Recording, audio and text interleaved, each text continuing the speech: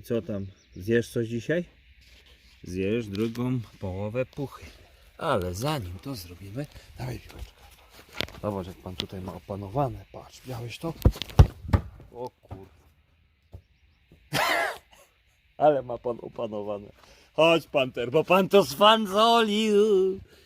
No widziałeś, no. Nie wszyscy mają talent. Uwaga, czekaj no. Czekaj, nie liź mi tego tu. Uciekaj no. Ale pan to kopnął, jak cymbał. Uwaga. Czekaj. No możesz zaczekać. Co? Zaczekaj sobie. Dobra, potem ci pan tak wybierze trochę lepiej. No i tak to wygląda. Jedź pan teraz.